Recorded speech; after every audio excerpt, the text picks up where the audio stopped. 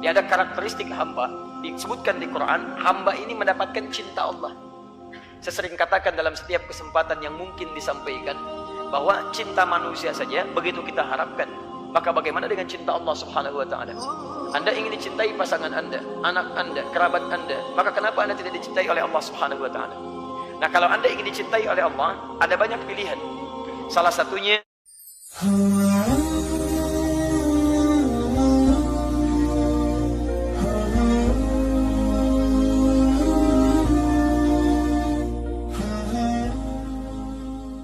dan ini sifatnya di dalam Quran disebut sebagai sifat hamba yang sangat dicintai Allah. Dia ada karakteristik hamba, disebutkan di Quran, hamba ini mendapatkan cinta Allah. Saya sering katakan dalam setiap kesempatan yang mungkin disampaikan, bahwa cinta manusia saja begitu kita harapkan, maka bagaimana dengan cinta Allah subhanahu wa ta'ala? Anda ingin dicintai pasangan Anda, anak Anda, kerabat Anda, maka kenapa Anda tidak dicintai oleh Allah subhanahu wa ta'ala? Nah, kalau Anda ingin dicintai oleh Allah, ada banyak pilihan. Salah satunya ada di Quran surah kedua Al-Baqarah, di ujung ayat yang ketiga. Perhatikan kalimat cinta di ayat ini. Innallaha yuhibbut tawwabin wa yuhibbul mutatahhirin. Ya, sungguh Allah itu mencintai orang yang senantiasa mau tobat. Tobat, tobat, tobat. Mata saya pernah salah, saya tobat. Telinga saya pernah keliru dengar, saya tobat. Lisan saya pernah salah, saya tobat. Terus Anda terfikir untuk hijrah dari yang kurang baik pada yang baik. Ingat pesan saya ya. Ketika Anda terbersit ingin berubah jadi lebih baik, di situ Anda mendapatkan anugerah tertinggi yang tak ternilai. Anda sedang dicintai oleh Allah subhanahu wa ta'ala. Karena itu tolong jangan gadaikan cinta Allah dengan dunia. Itu nggak ada tandingannya. Kalau Anda kemudian akan berubah jadi baik dan harus berhadapan dengan meninggalkan dunia Anda, demi Allah kalau saya boleh sarankan, pilih cinta Allah. Ketika Anda dicintai oleh Allah, maka semua akan mengikuti dalam kehidupan Anda. Siapa yang punya dunia? Allah. Siapa yang punya materi? Allah. Siapa yang punya kesembuhan? Allah. Siapa yang punya obatnya? Allah. Siapa yang punya semesta? Allah. Jadi ketika Anda ikuti hukum Allah, Anda mendapatkan cintanya, maka semua yang terkait dengan dunia, Anda akan mendapatinya. Tapi kalau Anda pilih dunia, maka dunia jadi besar di hadapan Anda, cinta Allah akan jauh dari Anda. Demi Allah saya katakan. Saya beri rumus cepat ya, ini rahasia kedua yang saya sampaikan di antara kita saja. Lihat baik-baik. Orang tobat, ciri pertamanya istighfar. Istighfar itu permohonan ampunan dari dosa. Ya, jadi begitu dia beristighfar, itu menandakan dia mau tobat di hadapan Allah. Astagfirullah, astagfirullah. Nah, orang istighfar itu, dia berpeluang mendapatkan cinta Allah. Ketika dicintai oleh Allah, perhatikan baik-baik. Rahasia pertamanya ketika cinta Allah turun, dosa diampuni dulu. Quran surah ketiga, ayat 31. Paling kiri sebelah atas. Saya langsung ke ujungnya. Yuhbibkumullah wa yaghfir lakum dzunubakum. Kalau cinta Allah sudah diberikan pada Anda, maka yang pertama dosa Anda diampuni dulu. Habis semua. Habis. Ciri diampuni dosa, sederhana, gampang. Paling gampang adalah, lihat akibatnya. Anda sudah tidak senang dengan dosa itu lagi, dan berganti dari buruk jadi baik. Misal, Anda sering marah-marah tidak jelas. Anda bertobat, tiba-tiba Anda jadi penyabar. Maka penyabar itu ciri diterimanya tobat Anda. Dosa Anda digugurkan, sabar Anda muncul. Anda sering kumpul pada yang tidak jelas, pindah kepada yang jelas-jelas untuk akhirat Anda bisa. Ikut ta'lim, diskusi yang baik-baik, bekerja pada yang halal lebih baik lagi. Maka demi Allah saya katakan, fokus baik-baik. Saat Anda kemudian berubah jadi lebih baik, dari ujung kepala sampai ujung kaki, itu tandanya tobat Anda diterima oleh Allah subhanahu wa ta'ala. Dan dosa Anda sudah digugurkan. Jadi kalau sudah digugurkan, Anda jangan diulangi lagi. Hati-hati betul. Nah kalau sudah seperti itu, ujian pertama Anda mesti berpisah dengan yang dulu-dulu. Nanti setelah dekat dengan Allah, maka Allah akan turunkan rahmat lebih luas daripada sebelumnya. Inilah yang menyebabkan Nabi Nuh alaihissalam, bukan di surah Nuh, dari ayat 10 sampai ayat 13-nya, sering meminta umatnya untuk istighfar, tobat, tobat, tobat. Ketika tobat, lihat ayatnya. Faqultu astaghfiru rabbakum innahu kana ghaffara. Aku sering katakan pada umatku, cepat istighfar, tobat, tobat, tobat. Karena Allah itu pasti akan menjemput orang tobat. Jadi kalau seseorang kembali kepada Allah, itu ditunggu itu. Bahkan hadis kutsinya jelas, hadis kutsinya. Kamu datang merangkak, aku datang dengan berjalan. Kamu berjalan, aku datang dengan berlari. Jangan dibayangkan keadaannya. Maksud ini kalimat mubalaghah untuk menunjukkan cepat. Dia Allah itu paling cepat merespon orang tobat. Cepat, lebih daripada apa yang Anda bayangkan. Yang paling menarik, teruskan ayatnya. Faqultu astaghfiru rabbakum innahu kana ghaffara. Yursilis samaa'a 'alaikum midrara. Kalau sudah tobat diampuni, diterima, dosa diampuni, maka Allah akan mencurahkan rahmatnya dari langit kepada Anda. Wa yumdidkum bi amwalin. Kalau rahmat turun dari langit, maka harta Anda akan diluaskan oleh Allah Subhanahu wa taala. Kalau yang menyampaikan adi hidayat, Anda boleh ragu, tinggalkan. Tapi kalau yang menyampaikan Allah, maka hukum berlaku. La raiba fi. Dzalikal kitabu la raiba fi. Jangan pernah Anda ragukan janji Allah Subhanahu wa taala.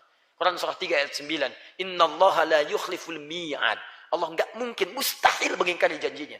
Allah yang janji pada kita. Kata Allah, kamu tobat, saya curahkan rahmat dari langit. Begitu rahmat turun, rahmat kan 3 bentuknya. Pertama, solusi dari masalah. Ya, Quran surah kedua Al-Baqarah ayat 155 sampai 157. Masalahnya di 155, sabarnya 156, rahmatnya 157. Paling kiri sebelah atas. Ulaika alaihim salawatun min rabbihim wa rahmah. Ada hamba Allah yang ketika mendapatkan ujian, masalah dalam hidup, diberikan rahmat oleh Allah. Ketika rahmat turun, wa ulaika humul muhtadun. Mereka mendapatkan solusi dari masalahnya. Selesai urusannya. Bahkan ada orang yang belum dapat masalah, sudah selesai masalahnya. Bukan nggak punya masalah, tapi masalahnya diringankan oleh Allah. Sama-sama dapat, dan masalahnya serupa. Orang ini punya masalah, dia punya masalah. Bisa orang itu larut dalam kesedihan, orang ini santai aja. Silakan cek. Dan banyak hamba-hamba Allah Subhanahu wa taala bukan nggak punya masalah, tapi masalahnya banyak, cuma diringankan oleh Allah. Silakan lihat para ustaz, masalahnya lebih banyak daripada antum. Tuh, masalah semua tuh pertanyaan. Masalah punya antum yang mikirin ustaz. Dia itu luar biasa gitu kan. Tapi lihat yang lain-lain, Masya Allah. Demi Allah saya katakan, Anda mendapatkan ini rahmat turun. Kedua, ampunan dari semua dosa yang berlebih. Quran surah ke-39 ayat 53. Qul ya ibadiyalladzina asrafu ala anfusihim la taqnatu min rahmatillah. Kalau Anda pernah berbuat dosa, maaf ya, sepenuh langit, bahkan memenuhi bumi, daratan lautannya, darat laut bahkan udaranya. Demi Allah saya katakan, nyawa belum sampai ke kerongkongan, ada peluang Anda berubah jadi hamba terbaik di hadapan Allah Subhanahu wa taala. Tinggalkan yang buruk, Anda akan diangkat. Bukankah Anda sering mendengar ada orang ahli surga di lisan Nabi dijamin tanpa hisab? Coba cek latar belakang mereka. Bukankah mereka pernah berbuat salah? Teman-teman, tidak ada yang sempurna. Hei Anda yang pernah mabuk, dulu sahabat Nabi ada yang pernah mabuk, namanya Umar, 5 kali dalam sehari. Anda nggak seperti itu, dan jangan pernah bersaing, Anda kalah. Demi Allah saya katakan, tapi dia bisa memilih untuk meninggalkan masa lalunya, membuka lembaran barunya. Ketika dibuka dia masuk Islam dan baik keislamannya, hasuna islamu. Perhatikan bagaimana Allah mengangkat derajatnya. Demi Allah saya katakan, dosanya diampuni oleh Allah. Dijadikan jadi sahabat terbaik. Meninggalnya dikubur di samping Nabi. Pernah jadi khalifah, jabatan tertinggi. Dan surganya kata Nabi, masuk surga tanpa hisab. Kurang apa lagi? Luar biasa. Pernah ada pembunuh 100 orang. Bunuh 100 orang. Bertobat dia cuma datang ke majelis ilmu. Di tengah jalan tobat. Begitu tobat meninggal dunia. Masya Allah. Turun langsung kalimat dakhalal jannah. Langkahnya menggugurkan dosanya ketika bertobat. Setiap depaknya dihitung sebagai pahala. Ketika dosanya gugur, pahalanya muncul. Apa yang terjadi? Dakhalal jannah. Masuk surga. Padahal pernah bunuh 100 orang. Siapa yang pernah bunuh 1 orang aja di sini? Boleh angkat tangan. Betul, saya minta polisi langsung ambil. Ya. Supaya dikoreksi keadaan dirinya, kan? Pesantren sebentar gitu kan. Tapi teman-teman sekalian, alhamdulillah. Jadi 3, rahmat itu bisa berarti curahan dunia dan akhirat. Dunia dan akhirat. Itu dunia disebut Rahman, akhirat disebut dengan Rahim. Jadi kalau Anda mendekat kepada Allah, dunia diturunkan. Wa yumdidkum bi amwalin. Kami nanti panjangkan, luaskan hartanya. Wa banin, bahkan keturunan kami datangkan. Ini mohon izin ya. Anda bisa perbanyak istighfar pada Allah. Hei teman-teman yang mendambakan keturunan, mendambakan pekerjaan yang baik. Ayo coba cara beristighfar. Saya beri rahasia yang ketiga. Ini diantara kita aja. Buka Quran. Surah ke-51 ayat ke-18. Ini istighfar terbaik. Istighfar terbaik. Anda lakukan setelah tahajud. Ini Quran ya. Bukan saya. Quran yang bicara. Lakukan setelah tahajud. Di penghujung malam sebelum subuh. Anda tahajud dulu, karena ayatnya terangkai dengan tahajud. Anda harus tahajud dulu. Mulai tahajudnya di ayat ke-15, 16, 17. Istighfarnya ayat 18. Lihat baik-baik, Quran surah 51, buka ayat 15-nya. Paling kanan di pertengahan. Innal muttaqina fi jannatin wa uyun. Ada orang takwa tinggalnya di taman surga. Akhidhina ma atahum rabbuhum. Innahum kanu qabla dhalika muhsinin. Mereka itu saat di dunia adalah orang-orang yang rajin ibadah, orang baik. Apa amalannya? 1 ayat 17. Kanu qalila minal laili ma yahja'un. Mereka itu kalau malam sedikit tidurnya. Sedikit tidurnya. Di malam dia bagi untuk ibadah. Sedikit tidur, lalu dia ibadah. Begitu dia bangun, menjelang subuh, dia tidak tidur lagi. Perhatikan. Ini rahasianya. Wabil ashari hum yastaghfirun. Dan di waktu-waktu sahar. Sahar itu sekitar 15-20 menit sebelum subuh. Anda duduk. Hum yastaghfirun. Mereka istighfar kepada Allah. Istighfar. Hum. Hum itu bentuk jamak mereka. Bukan aib antum duduk dengan keluarga di rumah. Suami istri tahajud terus duduk di satu ruangan yang sama. Dan mulai beristighfar kepada Allah. Mulai dengan suaminya, ya Allah. Ampuni dosa saya, ya Allah. Maafkan papa kalau selama ini belum jadi suami yang baik. Ya, adik-adik, anak-anak mohon maaf. Kalau selama ini papa belum memberikan yang terbaik untuk kalian. Belum mendapatkan ridha Allah untuk merawat kalian. Ya Allah ampuni saya, ya Allah. Istrinya menyambut, Pak, mama juga mohon maaf. Kalau selama ini belum jadi istri yang baik. Sering kadang-kadang melanggar ketentuan. Tidak baik membicarakan pada yang buruk. Anak-anak mohon maafkan mama. Kalau malam ini jadi malam terakhir dan kita tidak berjumpa. Mohon semoga Allah ampuni dosa mama. Astagfirullah. Anaknya berkata sampai si bungsu berkata, Pak, maafkan anda. Sampai hari ini masih sibuk dengan dunia. Belum mampu menghafal Quran. Belum bisa memberikan mahkota. Kemudian mereka semua beristighfar pada Allah. Ya Allah ampuni dosa kami ya Allah. Astagfirullahaladzim. Astagfirullahaladzim. Demi Allah saya katakan. Rahmat Allah akan diturunkan di keluarga itu. Akan diturunkan di situ. Begitu turun, wa yumdidkum bi amwalin wa banina. Setelah itu, Masya Allah, turun, hadir kenikmatan dalam hidup Anda. Minimal, rumah tangga Anda akan tenang, teman-teman. Itu kan dari Quran. Apa pernah enggak? Saya tanya pada Anda. Pernah enggak mengerjakan sekali aja? Kalau Anda ingin merasakan nikmatnya, malam ini Anda bangun tahajud, sebelum subuh Anda lakukan apa yang tadi saya sampaikan. Demi Allah saya katakan, akan ada ketenangan luar biasa dalam rumah tangga Anda. Bedakan rasanya, rasakan bedanya, dan pasti akan terasa bedanya. Akan lain keadaan kita. Silakan cek. Ya. Ajak suami ibu. Ya. Walaupun belum paham, pelan-pelan bangun. Ya. Mulai dari ibu. Kalau suami kan pemimpin. Pemimpin tidak menerima saran, menerima masukan. Ya. Ibu masukkan, hadirkan kebaikan. Pak, mohon maafkan Mama. Mama banyak salahnya. Emang. Bisa gitu ya. Tapi gak apa-apa. Gak apa-apa. Awal-awal begitu. Nanti lama-lama ikutnya. Nah sekarang. Baik. Saya tidak mau terlampau berlebihan, kita kembalikan ke sini. Jadi bagaimana sekarang menyempurnakan wudu itu untuk sholat. Yang kedua, teman-teman, Anda ketika melakukan perbuatan seperti itu dicintai oleh Allah, diampuni dosa. Selain tobat apa? Selain tobat menjaga wudu. Orang yang menjaga wudu, wudu itu masuk dalam bab toharah. Nama lain wudu itu tuhur. Tuhur itu nama lain wudu. Karena wudu itu fungsinya membersihkan luar, membersihkan dalam. Makanya disebut tuhur.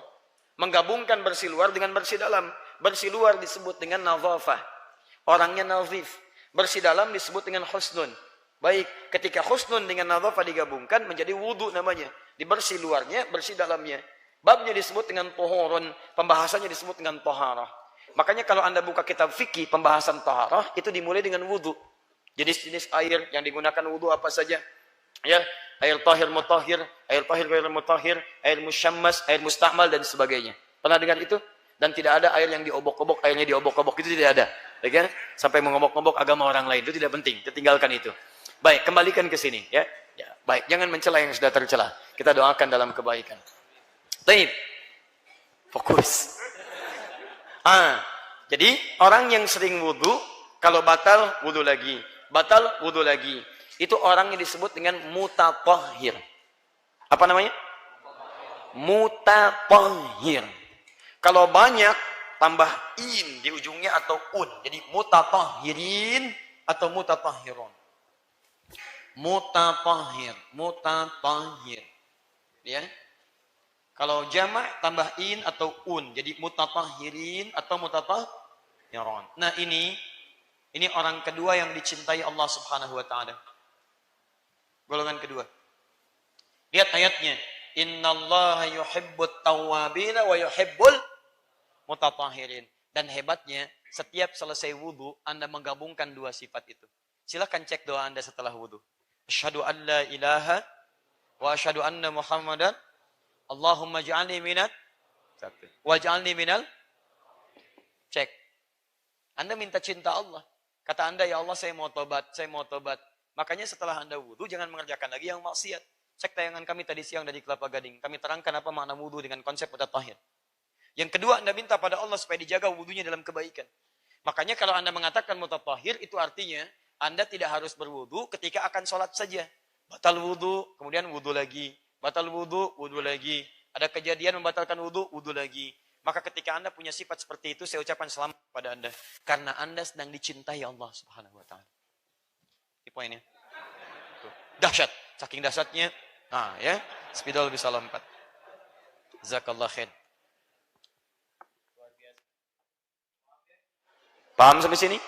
Baik. Nah, sekarang ada teman kita perawat bertanya kepada kami, "Ustaz, saya ingin menjaga wudu, tapi keadaan saya itu menyulitkan untuk demikian. Bagaimana solusinya?"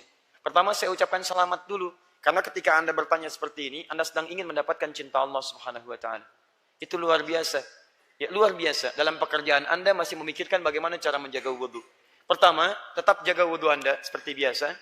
Ketika kemudian terjadi peristiwa-peristiwa, Anda mesti merawat dalam keadaan darurat misalnya, ya, dari yang bukan mahram Anda atau menyentuh yang kemudian mesti Anda sentuh yang bisa membatalkan wudu, kalau memungkinkan Anda berwudu lagi. Kalau kesulitan, fa illam tajidu ma'a. Quran surah 5 ayat ke-6. Kalau tidak mendapati air, fatayammamu. Yang paling gampang Anda tayamum. Anda juga bisa, Pak. Tajidu itu bukan berarti airnya mesti tidak ada. Bukan. Ada 3 jenis tajidu dalam bahasa Arab.